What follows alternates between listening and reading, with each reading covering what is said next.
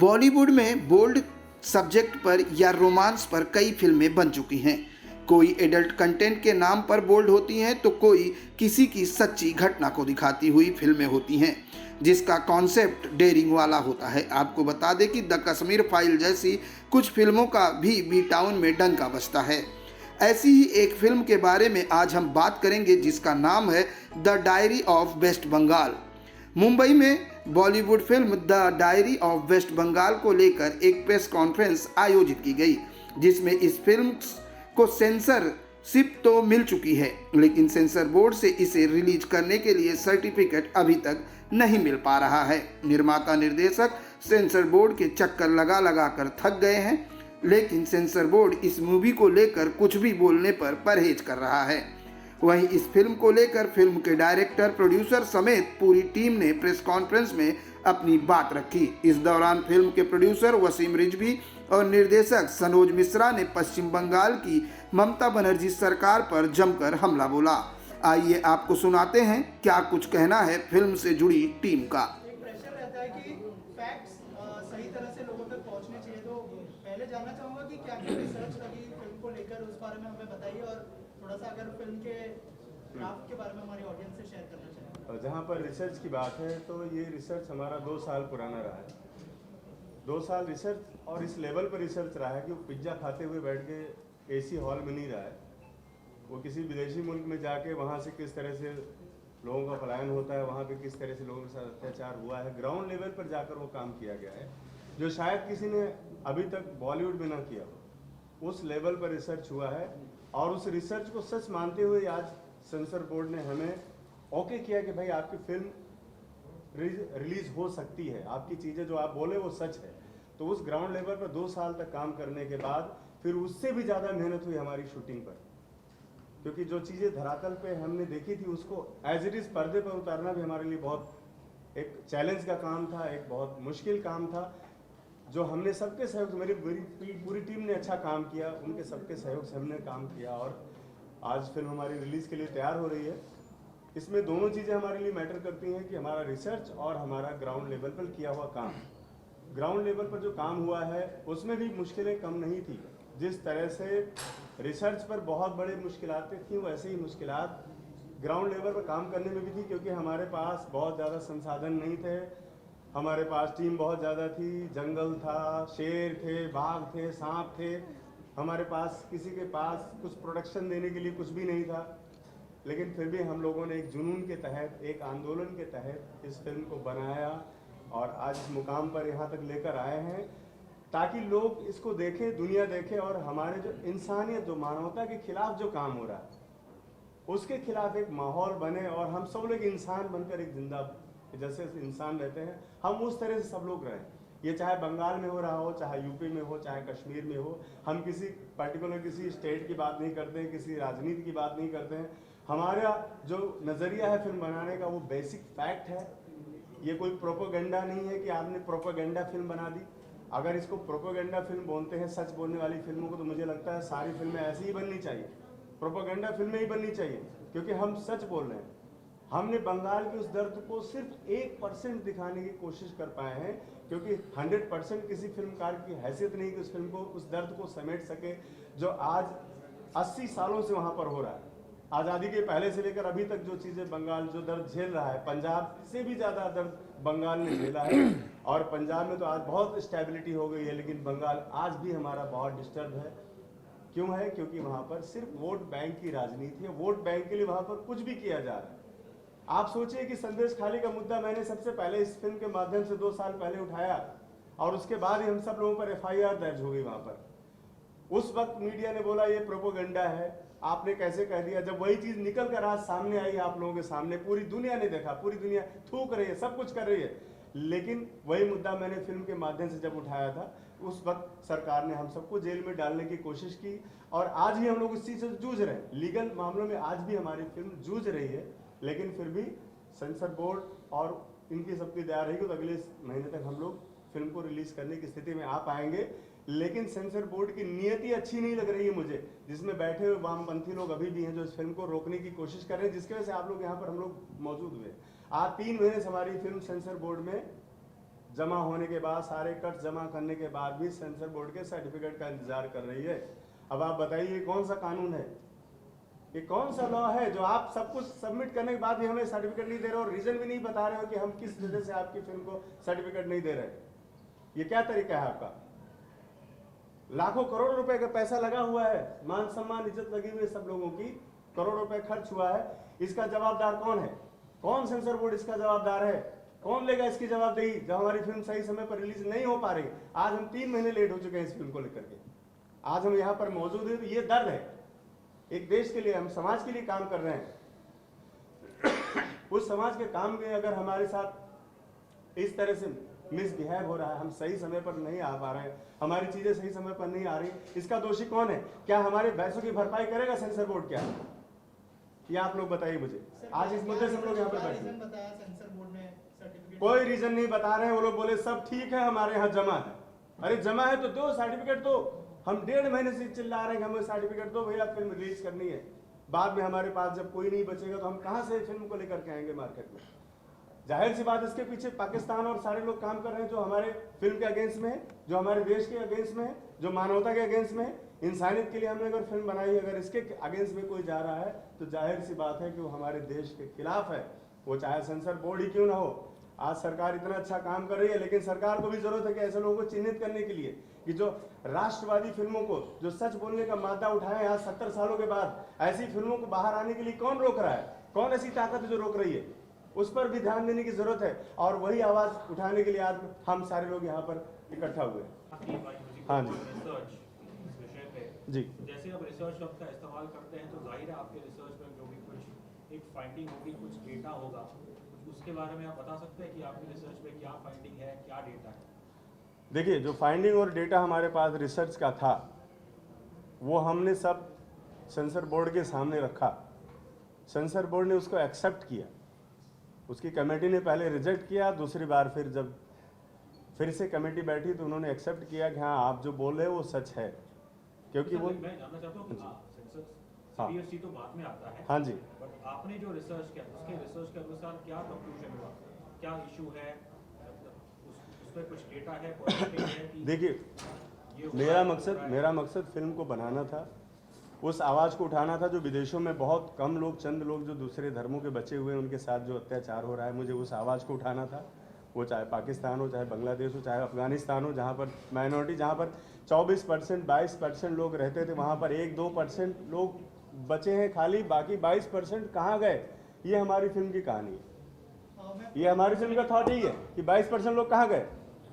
Foreign countries का है, वहाँ तो डेटा अवेलेबल है। हाँ जी, तो हर न्यूज़ में आता ही है। जी बिल्कुल। इसलिए ये जरूरी था। डेटा सर आपके पास यहाँ पर, सर डेटा यहाँ पर आपके पास हाई कोर्ट, सुप्रीम कोर्ट में इतना भरा हुआ है, जिस बेस पर मैंने फिल्म को बनाया हुआ है कि ऐसी 2-4 हज़ार फिल्में बन जाएंगी। इतना डेटा, इतना मानवाधिकार के पास इतना डेटा भरा हुआ है। मैंने उन्हीं से रेफरेंस लिया है और ग्राउंड लेवल पर जाकर उन चीज़ों को चेक किया है, तब मैंने फिल्म में उसको रखा है। मैंने विशेष तौर पर मानवाधिकार आयोग और जो हाई कोर्ट, सुप्रीम कोर्ट में सबमिट की गई हुई याचिकाएं हैं, मैंने उनके आधार पर काम किया है और इस फिल्म को मैंने बनाया। प्रस्तुति तो क्या करती है? चुनाव से क्या मतलब है? क्योंकि ये फिल्म कहीं ना कहीं नहीं करती है। चुनाव इसके बाद भी तो होंगे, इस फिल्म के रिलीज के बाद भी तो चुनाव होंगे, तब क्या करोगे आप? उसके बाद हर इस देश में हमेशा चुनाव होते रहते हैं। अभी तो आधे चुनाव होने वाले, मान लो, मैं कह रहा हूँ इलेक्शन की बात तो इसमें करना ही बेकार है। मैं रेवोल्यूशन की बात कर रहा हूँ सर। डिले हो गई थी जी। इलेक्शन कमीशन जो कोड ऑफ कंडक्ट, हाँ जी, उसके अनुसार आप इलेक्शन से कुछ 1 महीना पहले और कुछ शायद 1 महीने बाद आप ऐसी फिल्में नहीं दिखा सकते।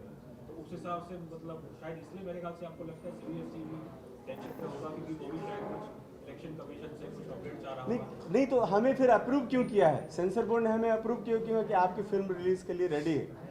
मुझे इसका जवाब चाहिए सेंसर बोर्ड से कि हमें अप्रूव क्यों किया। अगर अप्रूव किया तो मुझे सर्टिफिकेट चाहिए फिर।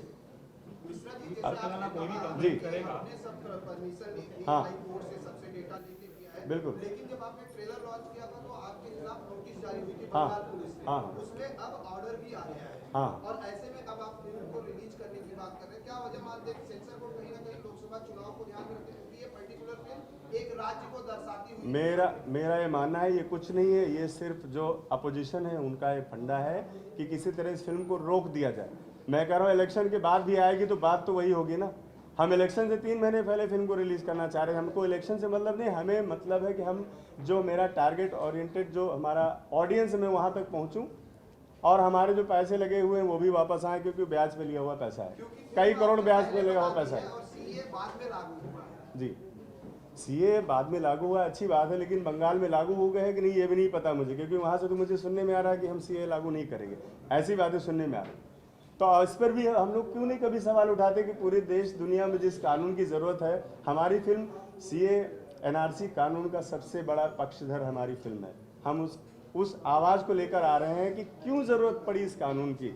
और जो संसद में अगर माननीय अमित शाह जी ने जो बोला है, जो बात किया है, वो इतना दर्दनाक क्यों है, उसकी वजह मैं दिखा रहा हूँ इस फिल्म में ना, और वो ऑथेंटिकल है। वो वजह सब आप लोग भी जान सकते हो, अगर आप देश दुनिया देखना चाहते हो तो वो चीज़ें आज भी आपके आसपास मौजूद है। तो मैं ऐसा नहीं कह सकते इलेक्शन में, मुझे कोई इलेक्शन थोड़े लड़ना है कि मैं वहाँ जाके चुनाव लड़ने लगूंगा।